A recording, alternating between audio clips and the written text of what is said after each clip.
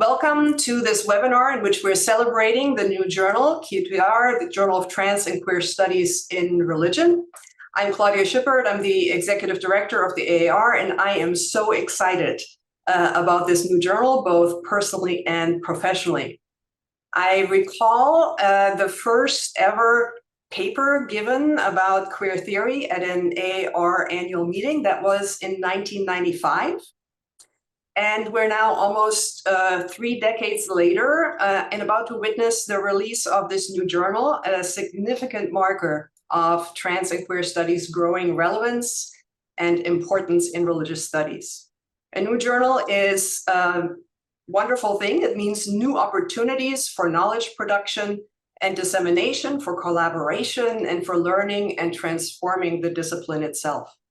And it marks the cumulative effort of many, many years and a good amount of debate, a little arguing with each other, making up, building new alliances, clarifying directions, and forging on.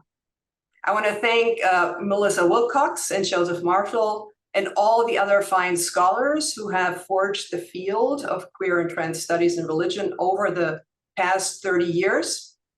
And besides brilliance and grit, which the already mentioned scholars bring to this project, the journal is made possible through the support of several organizations. And specifically, I want to acknowledge Duke University Press and the support from the Henry Luce Foundation, as well as University of California Humanities Research Institute and the Holstein and Community Chair in Religious Studies. Many, many thanks to all of them for the support. And now let me introduce the moderators for today's webinar. I think I have their bios and we'll put them into the chat as well. Evren Safji is Assistant Professor of Women, Gender, and Sexuality Studies at Yale University.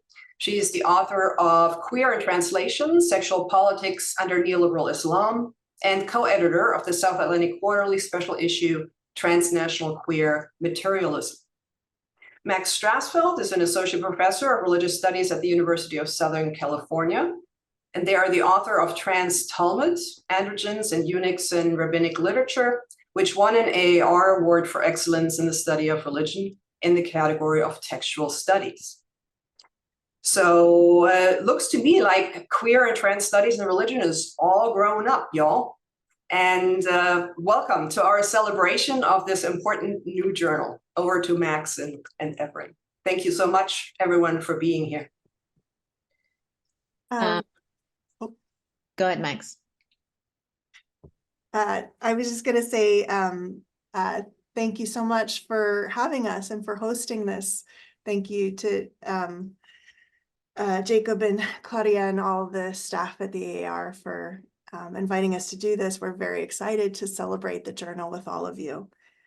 Evren, I was just going to tell what we're going to do today and then introduce the panelists. Okay. So I'm going to briefly introduce our illustrious panel. Then Evren is going to ask some questions of our co-founders about how they started the journal, the story of starting the journal, their vision for the journal. We'll have some questions for the panel as a whole, and then there'll be an opportunity for questions at the end. So there will be interactive portions.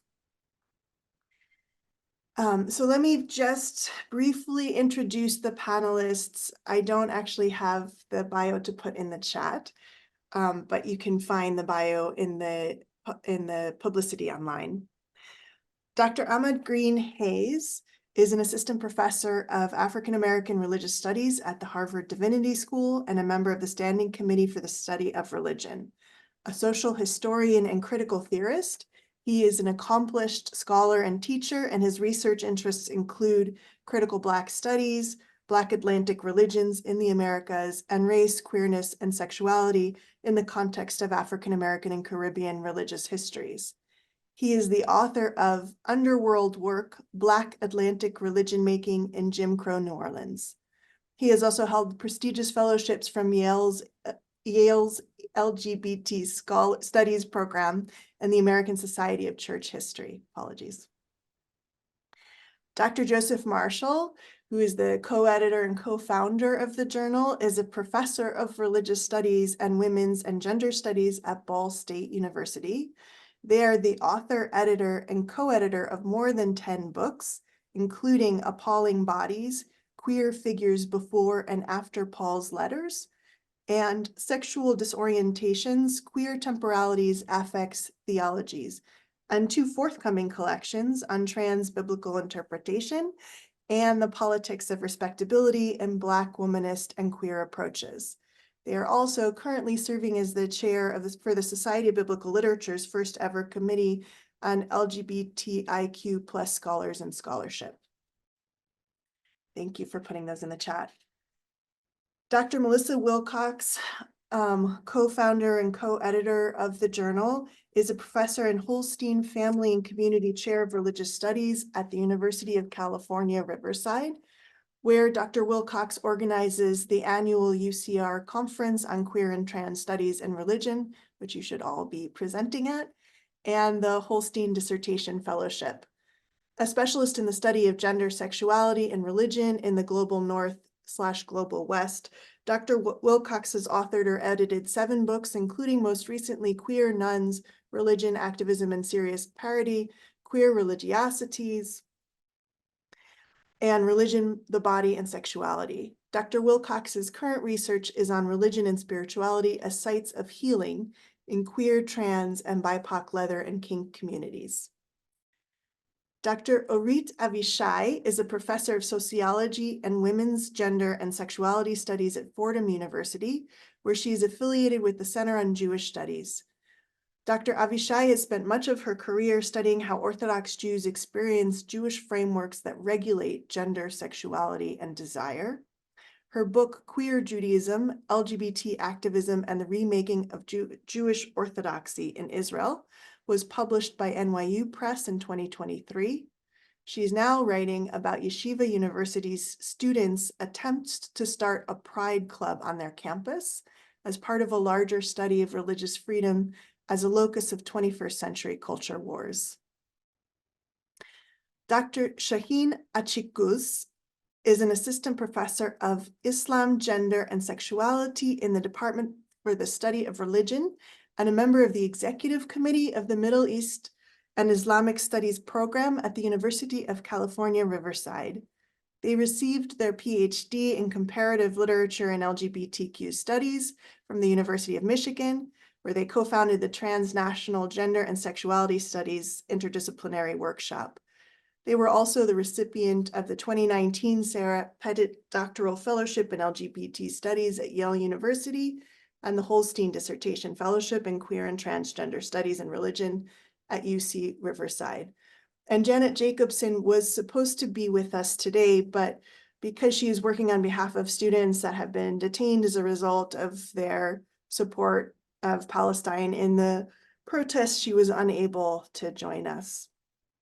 So thank you so much to our illustrious panel. I am so very excited for this conversation today, and I'm going to turn it over to Evren, who will be asking our founding editor some questions. Thank you so much, Max. Thank you for doing everybody's introductions, and thanks to Jacob and Claudia for giving us this platform and for helping us celebrate this journal today. I'm also very excited to be here, and I'm so happy that all of you could be here. So I want to invite Melissa and Joe to tell us a little bit about the story behind the journal, how it came about, the inspiration, perhaps frustrations that led to it or excitements that led to it, and the path that made this happen. Thank you so much. Thank you, Avrun and Max, for hosting, emceeing. Thank you to Claudia and AAR for hosting us in the webinar. As you'll hear more about shortly, thank you as well to our partners at Duke University Press and the support from a number of sources, including the University of California Humanities Research Institute, the University of California, Riverside, and specifically the Holstein and Community Chair in Religious Studies, which is held by our colleague and founding co-editor of QTR, Melissa Wilcox. But most especially today, the generous support of the Luce Foundation and our colleague, Jonathan Van Antwerpen. The story behind this journal actually starts much earlier than many people might guess. So really, it's a story that must include the decades of scholarship, and thank you, Claudia, for starting us off that way, that precedes us, that informs what we do, on whom we build and interact with and engage. In short, people have been doing queer and trans work on religious people and practices within religious and theological studies, but also beyond it, without much institutional support for many, many years. So scholars laboring under these conditions have worked for decades in relative isolation from each other, only occasionally gathering together at meetings focused on broader shared interests, but rarely with their own dedicated spaces in which to develop, share, or publish their work. So this lack of space has also prevented robust and collaborative connections between scholars, activists, artists, and those who wear more than one of these hats, honestly. Such collaborations, we think these networked spaces are critical for social change. So one goal for this journal is to provide such a space, a crucial hub for connecting academic and other public infrastructures to expand these conversations and access to them and support desperately needed transformations in our world. So we believe the time has come for a journal like QTR because it's been decades in the making, okay? And not without costs. Those scholars who pursued such approaches or topics have long been warned against, chided, discouraged, hazed, excluded, isolated, denied tenure in the rare instances in which they even initially secured a tenure-track position, and generally pushed around, down, over, or out of their relevant fields. Precarity has long been a feature of attempting to do work like this. And yet, in spite of these conditions, trans and queer studies in religion grew and continues to grow, which might suggest that any narrative of origins I might try to spin, some backstory for our journal would need to move perhaps more queerly, transitively, even loopily, as recurrent and disparate beginnings, a series of multiple decentralized stories, which obviously does not fit into 5 minutes and a webinar. So we'll try some other way. For years, there's been no one place for this work to be featured and for us to come together, to engage, to interact, to respond and build upon and in conversation with and to each other. It's true that occasionally such work would manage to fit themselves into what we might call our more vanilla friend journals for specific areas in religious and theological studies. And don't get me wrong, I love these journals and some of us serve on these editorial boards, right?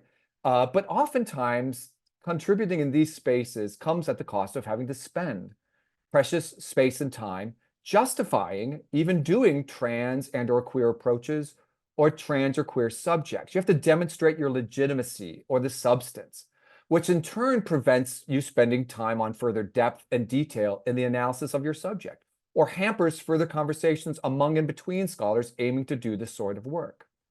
And yet with so much work happening, the fields that converge and feed this nexus of trans studies, queer studies, and religious studies needs a space where it's never a question of whether one can or should do trans and or queer work on religion, but it should be a place where people have more time and space to show and to specify how to do different kinds of queer and or trans projects about religious people and practices, and then engage and learn from each other and how other scholars do these things and do them differently from each other.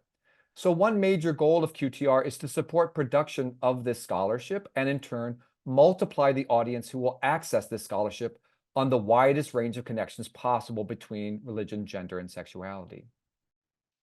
So another slightly more concrete place to start such our backstory, though, goes back at least to the summer of 2018. This is when Danielle Dempsey, Catherine Phillips, and Melissa Wilcox sent out the call for papers for what would turn out to be the first annual UCR conference on queer and trans studies in religion.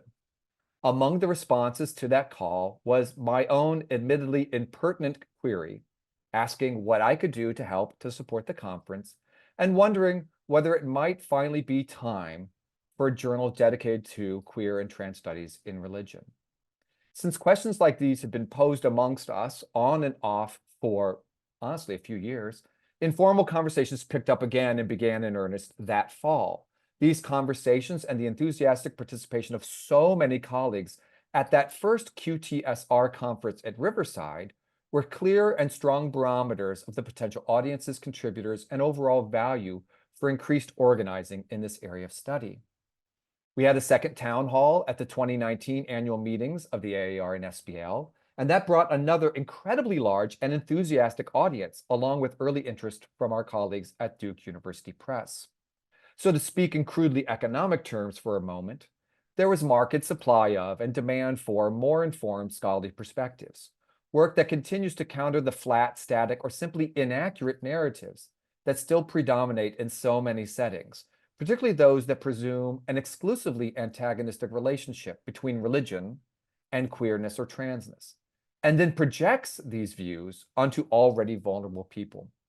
The cycles of violence and repression, the rolling backlash of this current moment, highlight the importance of getting this work to be as broadly accessible as possible, which is one of several reasons why producing an open access journal emerged as a key component of our vision from the start of those conversations, even 5 to 6 years ago. Thanks, Jay. And I'll pick up the story from there, this multi-narrative story, multilineal. We did a lot of listening and a lot of talking amongst ourselves, all of us who thought that the journal might finally be ready to happen. One of the things that we heard was that in order for the journal to be as global as possible, we needed to have the option of publishing open access. Open access had started to hit the jar. It was something that we were talking about with the Journal of the American Academy of Religion. But I had a concern, and a number of other people had a concern with it, which is that someone has to pay for the publishing. So any of you who have published open access know that there is a fee, and it's pretty considerable. So as important as open access is to get scholarship out to a much broader public, to actually be speaking to the communities that we're writing with and about, the standard open access model is only open access to the reader.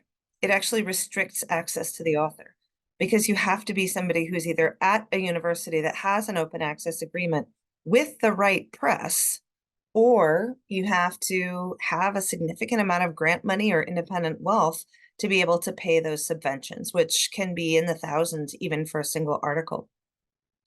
So our goal, just about from the beginning, was to have this journal be published on a fee-free open access model. And that's another place where the Luce Foundation has been absolutely critical. They are supporting the majority of the subvention fee for the journal itself to be fully open access. This journal is fee-free and open access. It is all readable to anyone. There is no paywall as long as you read it online. And there is also no cost to the authors and the artists who are contributing to the journal to have everything be open access. This was a really critical part of the model for us. A number of us say that doing trans and queer studies in religion is essentially life and death work.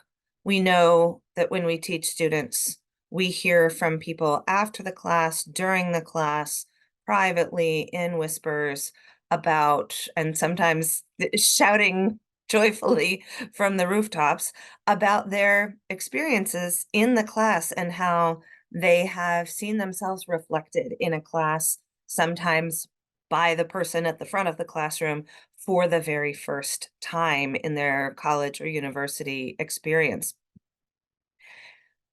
This scholarship is scholarship that needs to not stay on a bookshelf in an ebook library that nobody else has access to, beyond sort of circulating as underground market PDFs, which of course all of our work does, and some of us circulated a little less underground. wouldn't it be better if everybody could just log on and read it?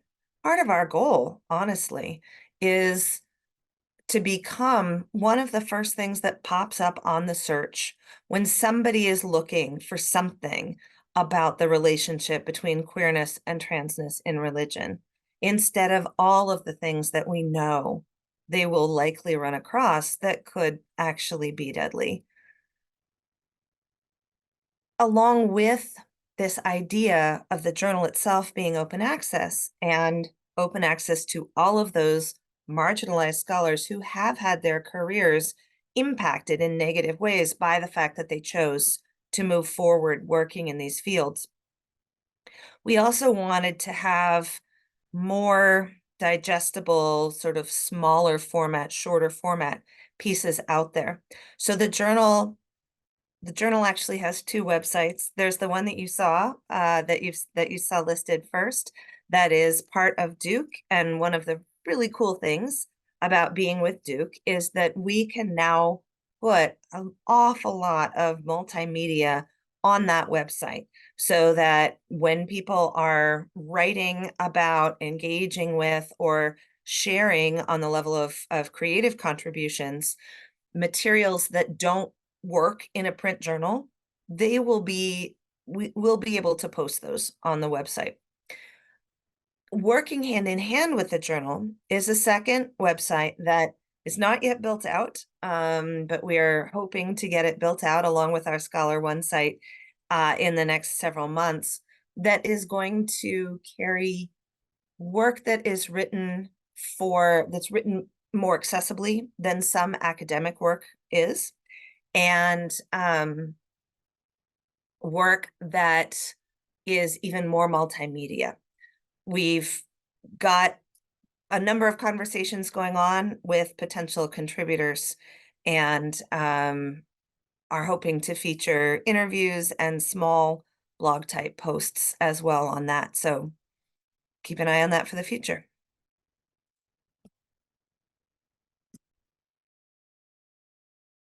Thank you both for that. Both the history and the process and the thinking behind it and your vision for it is really inspiring. So the inaugural issue should be hitting a website near you in the next week. The websites are now in the chat. And we have 3 of the contributors of the inaugural issue here today. So I'm wondering if you would each share a little bit of a teaser of what we can find, a little bit about your work, a little bit of a teaser of what we can find when that issue comes out. Thank you. I'll jump in.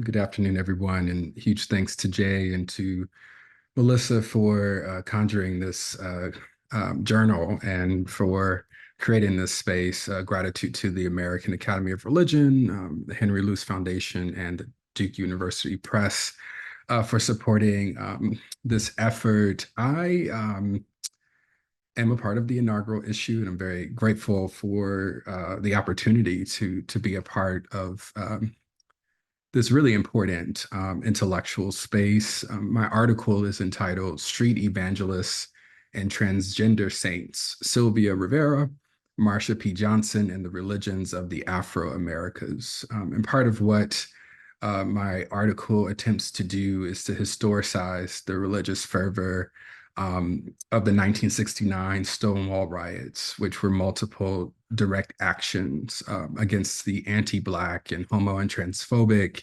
NYPD and white-owned bars in New York City, by examining the political organizing of Johnson and Rivera, who were the co-founders of the Street Transvestite Action Revolutionaries, otherwise known as STAR. Part of what I try to do is to query and queer the field's preoccupation with cisgender and heterosexual identities regarding religious affiliation and the formation of liberation theologies. So part of what I'm trying to think about is what does it mean to situate queer and trans people as part of the development of a liberation theology, rather than as the inheritors of a cis heterosexist liberation theology that then gets queered or trans. So what happens when we start actually from those who are most marginalized?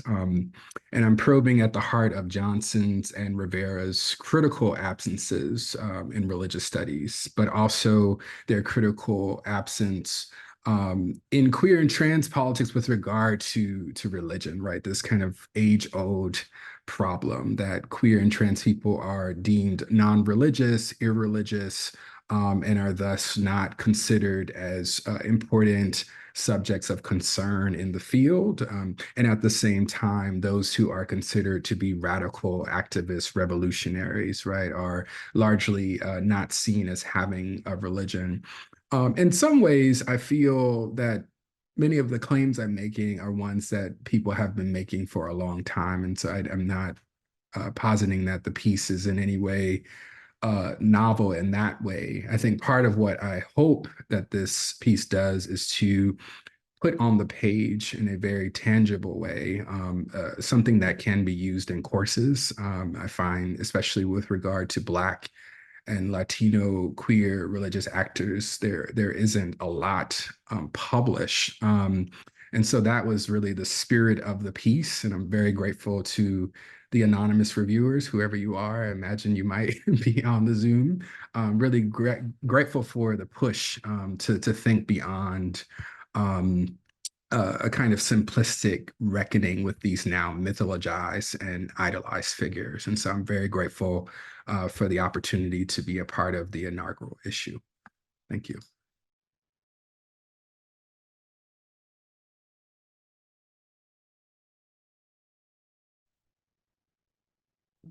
I can go next. I also want to echo what everyone has said so far, and thanks so much everyone involved in the process of making this journal possible and creating the space for folks who work, write, and think within the field of trans and queer studies and religion. I'm so grateful to you all. Thank you so much for all the amazing work that you're doing. My article in the inaugural issue is entitled Archiving Religious Piety and Trans Identity, Notes Towards a Non-Secular Feminism in Turkey. In my article, I propose a non-secular trans-feminist critique to interrogate how labels, such as political, strategic, and activist, are deployed in ways that reproduce exclusionary transgender archives in Turkey. I analyze a section on religion and spirituality from the South African Gabriel Leroux's documentary and Rustem Ertuğ Altınay's article, which focuses on the statements and performances of Bülent Ersoy. Bülent Ersoy has been a very popular trans public figure in Turkey since the 80s and has, to the surprise of many, publicly embraced Islam in the last 3 decades. Through this analysis, I demonstrated how a Western secular framework persistently disciplines and limits trans studies in a Turkish context. I contend that it does so by foregrounding trans people whose agency can be described in terms of resistance or subversion, and thus excluding those pious Muslim trans people whose approaches differ. I want to underscore that the trans people and their narratives analyzed in my article pertain to a specific and predominantly Sunni culture and discursive tradition, namely Turkey. Therefore, they are in no way intended to be representative of all trans communities from other Islamic traditions. What one refers to as Islamic tradition is a vastly heterogeneous signifier that displays distinct characteristics depending on geography, ethnicity, culture, language, political economy, and nationality. This heterogeneity is reflected in the ways trans people embody or distance themselves from Islam, of course. Furthermore, I don't intend to make the argument that the pious trans people who embrace Islam and religious discourse do so necessarily with the aim of formulating a subversive interpretation within Islamic tradition or recovering the emancipatory dimensions of a non-liberal tradition. Rather, I argue in my article that one should resist the temptation to take concepts such as subversive, emancipatory, or complicitous as self-evident, highlighting instead their historically and epistemically situated axioms. A non-secular transfeminine analysis enables one to avoid, to quote Max Stresswald, the diminishing the possibilities of how we understand both trans and religion. It also allows one to go beyond what I term in my article, diagnostic reading. I describe diagnostic reading as an implicit replication of the medical discourse through secular cultural critique when a subject matter is trans. As I show in my article, even anti-transphobic and queer feminist works risk perpetuating a diagnostic reading. They enact this reading praxis by using trans people as exceptional tropes with which to analyze cultural, religious, political, and economic transformation that a nation undergoes. Diagnostic reading does also manifest through interpreting trans people's relationship to various forms of institutions and state apparatuses through a subversive complicit diet. I argue in my article that adopting a non-secular trans feminist methodology and going beyond the limitations of a diagnostic reading encourage us not to read certain trans people's distance from Islam as the vindication of incommensurability between Islam and trans ontology. It also entails us to refrain from reading the pious espousal of Islam and religious discourse by trans people in Turkey as a mere masquerade driven by circumstantial survival strategies. Thank you so much for the opportunity to share my work with you. It's a pleasure and honor to be in company of such brilliant minds.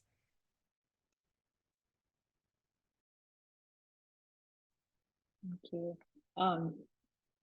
To not repeat what everyone else has said, thank you to everyone who made this happen, and especially Melissa and Joe. Everyone should have an opportunity to work with Melissa and Joe and do a workshop with Melissa and Joe. It is an unique academic experience. So my paper for the issue is titled Making Unlikely Queer Worlds, Gay and Lesbian Orthodox Jews in Israel. And the paper draws on my work for a recent book on Orthodox queer Judaism in Israel, which is part of a sort of ethnographic tradition to study queer activism in conservative religious communities.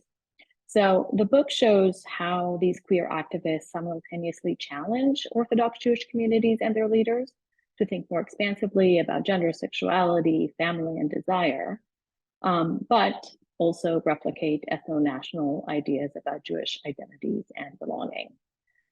And Melissa and Joe's invitation to participate in that workshop that would produce this first crop of papers allowed me to expand on the theoretical strand that was left underdeveloped in that book, the idea of religious queer world-making.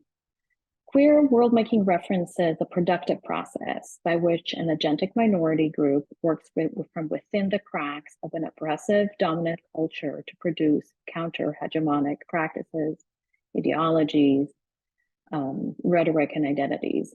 So it's thought of as a productive refusal of cis heteronormativity that usually enlists a range of social practices, cultural productions, and political activities. And in the process, it creates new cultural scripts, new contexts, new rituals. The catch is that queer world making has been typically referenced or used to think about performative and rhetorical strategies and contexts. So art, poetry, dance, reality TV. And religion has been largely absent from the vast scholarship on queer world making, and we can wonder why that is the case. But this omission reflects the broader need for QTR. So to me as an ethnographer, that did not make sense because I had just spent several years documenting how Orthodox Jews were and did creating these livable spaces from within their faith tradition. So I witnessed how they were making a queer world from within Orthodoxy and largely using Judaism's own sensibilities, rhetoric, and resources. So in the world of queer theory, they were using the, quote, Mediterranean culture as raw material to make a new world. So in some sense, what I tried to do in my paper is relatively humble, and hopefully I offer a productive argument beyond the case study that religious and religious adjacent acts, including everyday ritual practices, scriptural interpretations, etc., can be thought of as one of those creative acts that are part of queer countercultural world making.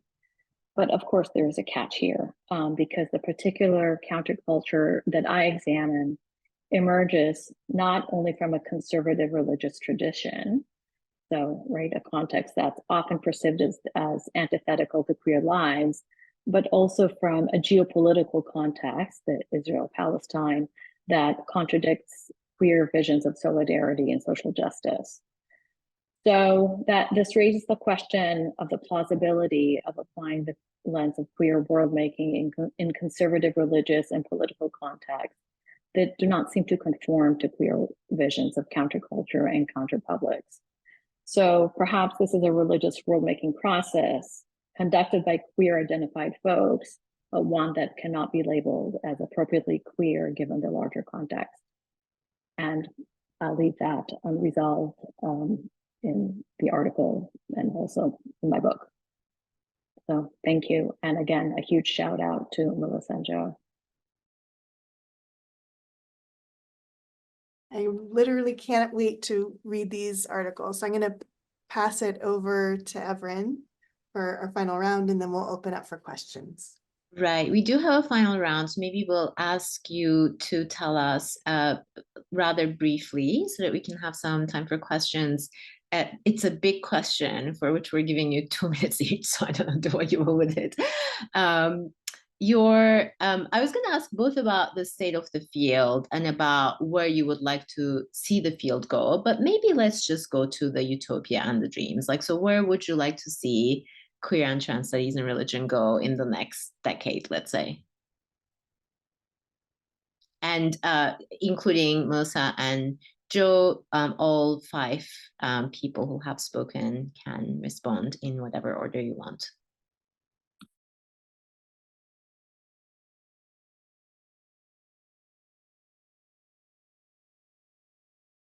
That's such a big question that nobody's jumping in.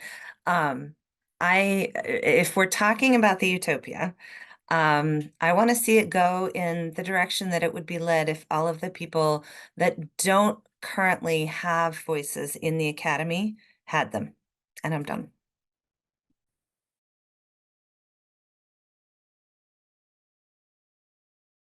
Yeah, I think part of our vision is realizing that our visions are really partial. So like one of the things that I'm a nerd about is biblical interpretation. I'm super excited about like that there's been decades of it, but there's this really emergent, creative, critical work that's happening. But part of working with all these great colleagues is learning about and having constant FOMO. I don't know, are we having these conference experiences at QTSR when you go to the big meetings, ARSBL, or whatever other kind of whatever other meetings you might go to where you're doing this work? Like queer trans studies is going in all these directions. So I kind of hope that within 10 years, some of this stuff would be unrecognizable to the version of myself that I am now. Like that I'm continuing to be like thrilled and excited by the early manuscript submissions that we're receiving. And again, if you're looking to submit manuscripts, our online manuscript portal is not open for right now, but it's going to be open through Duke University Press very soon. So you can send them to Melissa or I, or go through the email that's on the QTR website at Duke Press. So I think it's up to the folks who are currently working to help us to co-construct and to push beyond our visions. I mean, we're open for business, so we're also really interested in people's ideas for where this needs to go for special topics, for subsections, for roundtables, or even for whole special issues on topics. So that's a really big question. With apologies for the big question, would Ahmed, Shaheen, or Orit want to add anything? It can be also about the larger field or what you would like to see in the journal. Yeah, thank you for the question. I'm wondering, at least for me, I would like to see the field move beyond the work of recovery and more towards a kind of space of dismantling and political organizing in the spirit of the field's founding. And so by that, I mean, I would like to see more discussions about how our work can be in conversation with broader struggles beyond the academy. And I think the times necessitate that kind of strategic thinking and partnership.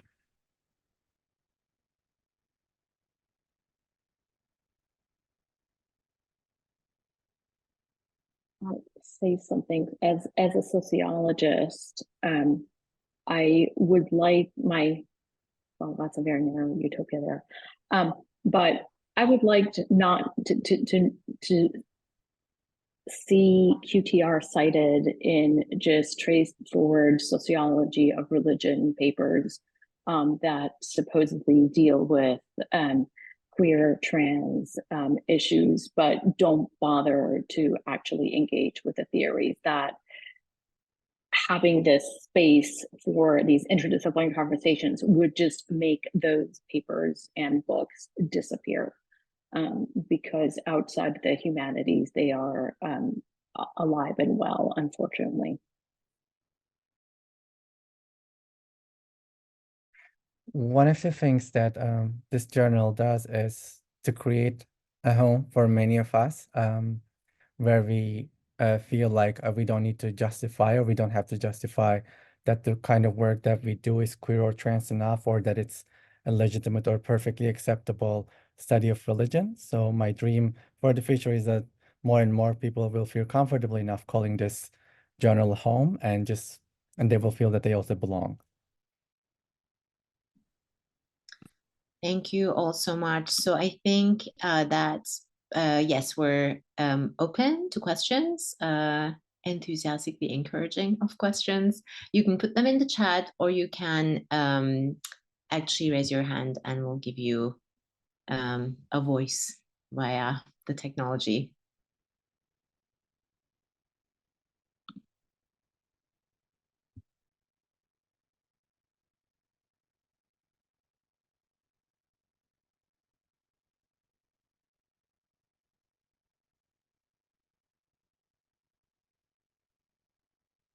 If nobody's asking a question, I'll ask a question.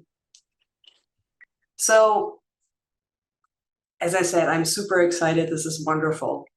But what's missing still? Where do you see, this is a really great success, and I'm so excited about it. In terms of challenges going forward, what's still missing? What's the sort of, where do you need collaborators, co-conspirators to reach out further to make this even bigger and grander and more fabulous?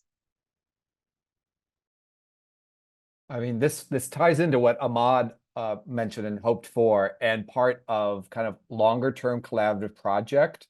I want to name that this grows out of very much like the meeting, the annual conference that Melissa and colleagues at UC Riverside have been working very, very hard to keep going all this time. And we need to think about sustainable futures where we're building up I use the language of nexus a lot for what we're trying to do.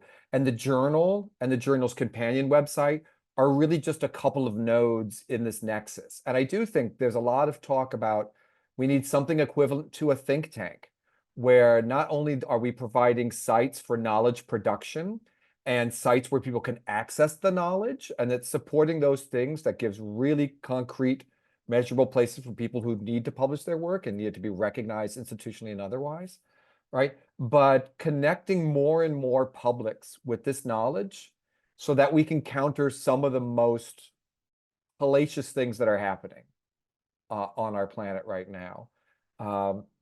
And so we are actively working on those things, and we welcome collaborators of all sorts when it comes to that. There's a number of projects in the works, but it's also taken us quite a while to get the journal to the place where hopefully within a week, the first issue is finally going to go live. And I want to acknowledge that the people at University of California, Riverside have been doing a lot with the minimum amount of resources, right? With queer spit and trans bubblegum, and a whole bunch of other fluids and resources that are probably a bit unmentionable, even in an academic setting like this. So this is part of ongoing dreaming that's part of also ongoing practice. And so we're looking forward to kind of continued collaboration, but also people contributing and holding us accountable and being reflexively involved. I don't know if Melissa wants to elaborate a little bit on that too. Yeah, really, just to build in the same direction. I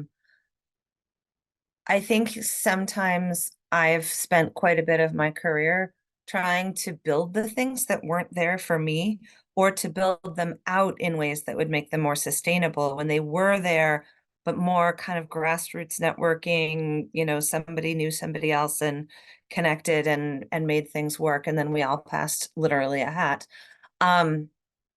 So in particular, creating spaces of breathing room for marginalized, minoritized, and precarious scholars, activists, artists, understanding that we need all forms of knowledge to make that utopia, right? To dream another world into existence. And that so many of those knowledge bearers are fighting for their lives, not to mention fighting for their careers. And so the more that we can build on the shoulders of those who've built before us, some of whom are here, the more that we can build space for people to just be able to take a pause and talk to other people who are doing this kind of work, have space to develop what they're doing, have an institutional foothold so that they can apply for grants. So much of what we do within both the arts and the academy, and for those that are in both, is reliant on that institutional tie. And yet when we're talking about precarity and we're talking about often multiply marginalized scholars, very few people have the strength of that institutional tie to rely on. It takes money to build money, and trying to create a space where people can really do that is a part of our vision. If I may also add something very quickly, I think that what I'm seeing in this endeavor, what I find really appealing is something I haven't necessarily encountered elsewhere. So I don't come from a religious studies background, and I think there are many people who are in queer and trans studies who are not necessarily trained in religious studies. And if you're a graduate student, especially, you're going to pick what conferences you go to. And AR might not be that if you think you're maybe tangentially studying religion, but are you really studying religion? If you're studying all these other things, if you're doing, really interdisciplinary work, and are you a scholar of religion? You're certainly not claiming. You cannot claim is a big deal if you're not coming from religious studies. So I think it would be great to grow this journal as a place where people can ask the question, what does it mean to study religion? And in what way might I be part of that endeavor? And to that, so this is my plug now. I'm the book review editor for the journal, and I'm trying to recruit as many graduate students as possible, not necessarily from religious studies, to review books as a way to think about the scholarship, think about the field, think about what their relationship may be to it. And please do let your grad students or grad students who are not your grad students know that we're looking for book review section contributors always, but maybe this is a way in which we can rethink what it means to study religion collectively, so that the scholarly publics that engage in it grow with all this beautiful vision and more. If I could jump in real quick, I wanted to be sure that everybody sees Joe's comment in the chat about the artistic aspect of the journal. But I also wanted to inquire, because one of my frustrations is, and Evan, I think this really kind of resonates with what you were saying, is that scholars outside the field of religion so often don't pay attention to the field of religion. And I'm just wondering what, if anything, we can do to try to, I don't know, bring their attention to this journal? I mean, one way to do it is just do it as fabulously as possible. And if they don't, if they lose out, they lose out. I mean, that's a bit too bad. It's helpful, and this is one of the reasons. There's a number of reasons why Duke University Press worked out for us as a partner. But I think their connection to what's been going on in queer and trans studies for decades, and they've only been gradually moving into the areas that we call religious and theological studies, and intermittently so, I'd say. I think that's one way of doing it. So one is just to throw such a fabulous party that people are intrigued by it, right? And that the work will stand for itself. And to show that to be in conversation in multiple directions, right? So I'm really interested in collapsing the divides that sometimes we make when we use the word theory. And to not think mechanically, as often happens in my subfield, where people are like, oh, we do theory for a little while to like distill it, and then we apply it to text, or we apply it to doing historicizing. And I think there's lots of opportunities in queer and trans studies and religion and theological studies for really messing with and queering those boundaries. And I think if people care about the things that get uncannily and strangely assembled under the banner we call theory, I think they're going to notice that too. But I'm open to more suggestions too, beyond holy envy. I also think, if I may, that people in the study of religion have gotten pretty accustomed to being ignored by everyone else. And so we often talk about what queer studies and trans studies can bring to the study of religion. I don't think we talk enough about what religious studies can bring to queer studies and trans studies. And that, like as Jay says, that may or may not get an audience. You can lead a horse to water, you can't make it drink. But I think we need to be willing to own everything that our field brings.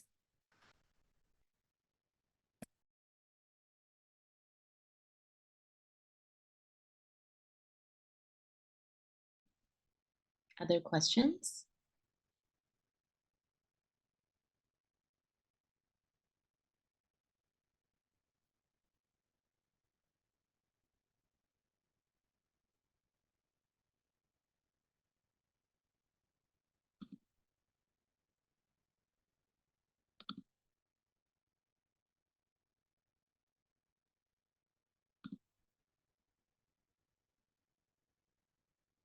It looks like many people are expressing their thanks and appreciations. Are there any questions left in the web? We also have a question from In the Julia chat. Walther, There you go. who writes, "Thank you so much for this wonderful, exciting work." Sorry, everyone and Max, did you want to take that? No, you should take that, I think. Okay. Who writes, "Thank you so much for this wonderful, exciting work. I'm curious if there's a way that the website might provide a space, maybe even with funding, for folks publishing in the journal to also write and share a short, accessible, teachable piece based on their article if they're so inclined." Yes, that is one of the major points of the website. At this point, we do not have the funding to offer honoraria for people publishing on the website. I'm sorry for that. We do offer honoraria to all of the artists whose work appears on our covers. But that's as big as the sort of QTR fund at UC Riverside is right now. But that's exactly part of what we're trying to do. How do we take, on the one hand, those of us who are academics often really want to unpack stuff. We want to get into the weeds because they're there and they need to be gotten into. And yet at the same time, open access is one thing, accessible may be another thing. So pairing accessible pieces on the companion website is a big chunk of the goal.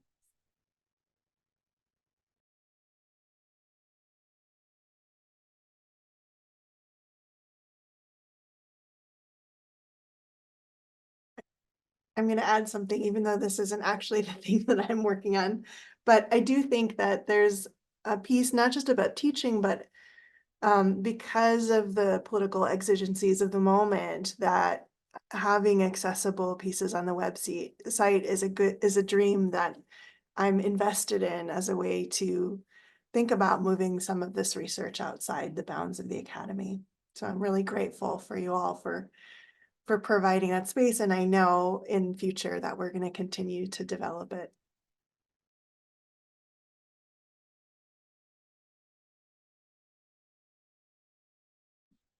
Is that a hand, Julia? Go ahead and unmute if you want to ask it out Great. loud. Yeah, thanks. I just so appreciate this and really wanted to underscore, Melissa, what you said about the way that open access and accessibility, when they work hand in hand, that really feels like the sweet spot in terms of making a different kind of public cultural intervention. And I'm so excited that that is something that you're thinking about, and just really jazzed about the journal. Huge congratulations to everyone.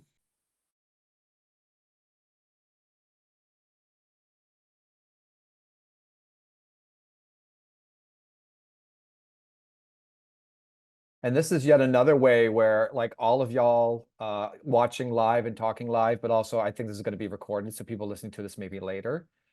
There's lots of ways to be involved. We have an editorial board already, but these folks will be rotating off. So if this is something you're interested in, we have book reviews. There's lots of ways to submit your own work, whether creative or academic. But I think long-term, we're talking visioning together here. If there's lots of ways that you want to be involved, be in touch with us, there's probably ways that you can plug in, and it may not be immediate, but it might be on the near horizon, including building out the Queer Trans Religion companion website so it starts doing these things that we've been envisioning, but we haven't had the actual kind of material, physical, and temporal bandwidth, right, to accomplish. So, like, it'd be wonderful to have like a creative board of people who are focused on these accessibility issues for the companion website specifically, and for thinking about teachability, and for thinking about current events, right? It's not hard to start thinking about subsections for this. So where your energies are and your excitement, let's be in conversation, and let's collaborate. This does not belong to anybody besides the people that are willing to co-construct it, right? And we fully anticipate that it will also shift and grow over time. The vision is just the thing that's getting us started, right? I think it's a really wonderful and auspicious start so far, and I think that's attributable to how many people have been involved for, again, 5 or 6 years officially. But as I started off, like, people have been doing this since before some of us were alive. People have been doing this before some of us found religion interesting or realized something about ourselves to change the way we looked at religious people and practices. So there's lots of ways that I want to encourage folks to be involved, and also, like, submit your work too, so you can get it published and people will be able to read it and won't be behind some paywall. And I think there's more action on the chat, so I should pause.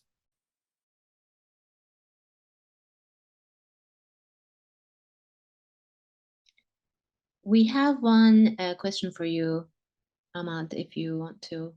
In the chat, I can read it out loud for everybody. May you speak to what you foresee for the journal and the possibilities of bringing together contributions on religious studies, Black studies, and Black, queer, and trans thought? Yeah, thank you for that question. I suspect that this journal will be an avenue for people to publish things that are usually challenged, marginalized, harshly criticized in other spaces. I'll just put it that way. And so it might actually be possible for things that are experimental and theoretical and stretching the bounds of what constitutes, disciplinarity and sophisticated, rigor might actually find this space to be a home. And so I think it will be one as part of several others, I think, that are emerging, that are taking the open access approach. I'm thinking about this journal actually in conversation perhaps with Liquid Blackness, both actually supported by Duke Press. So I think there's real synergy in this moment for some really powerful work to be done at these intersections.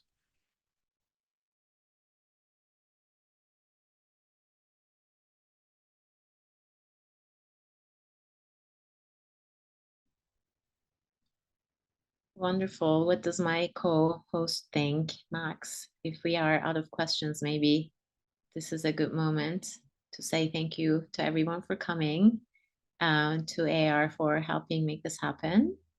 Any last words from our editors and contributors? Thank you so much to our panelists as well. Yeah. It was really a pleasure to be in conversation with you all and get involved.